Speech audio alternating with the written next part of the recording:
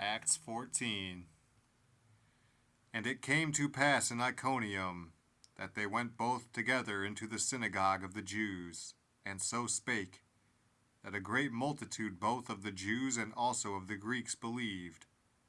But the unbelieving Jews stirred up the Gentiles, and made their minds evil affected against the brethren. Long time therefore abode they speaking boldly in the Lord, which gave testimony unto the word of his grace, and granted signs and wonders to be done by their hands.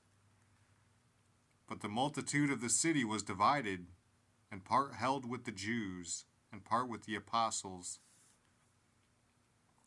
And when there was an assault made both of the Gentiles and also of the Jews with their rulers, to use them despitefully, and to stone them, they were ware of it, and fled into Lystra and Derbe, cities of Lycaonia, and unto the region that lieth round about.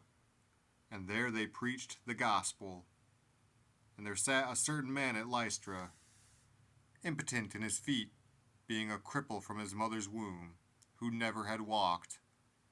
The same heard Paul speak, who steadfastly beholding him, and perceiving that he had faith to be healed, said with a loud voice, Stand upright on thy feet.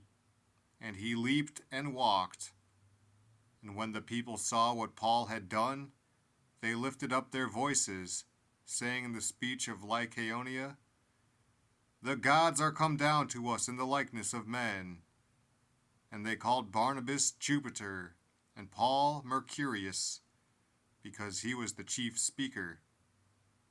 Then the priest of Jupiter, which was before their city, brought oxen and garlands unto the gates, and would have done sacrifice with the people.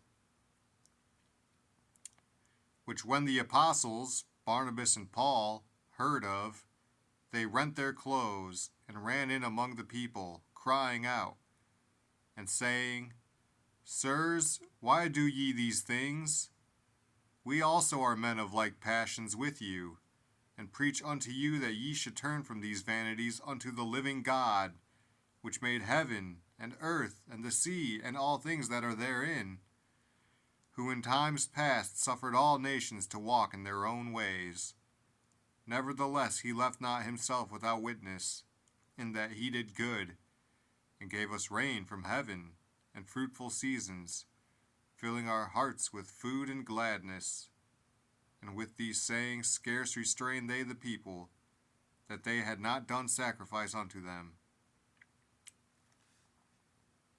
And there came thither certain Jews from Antioch and Iconium, who persuaded the people, and, having stoned Paul, drew him out of the city, supposing he had been dead. Howbeit, as the disciples stood round about him, he rose up and came into the city, and the next day he departed with Barnabas to Derbe. And when they had preached the gospel to that city, and had taught many, they returned again to Lystra, and to Iconium, and Antioch, confirming the souls of the disciples, and exhorting them to continue in the faith, and that we must through much tribulation enter into the kingdom of God. And when they had ordained them elders in every church, and had prayed with fasting, they commended them to the Lord, on whom they believed. And after they had passed throughout Pisidia, they came to Pamphylia.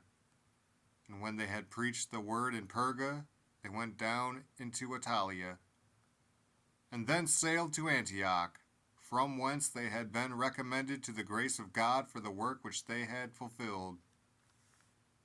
And when they were come, and had gathered the church together, they rehearsed all that God had done with them, and how he had opened the door of faith unto the Gentiles.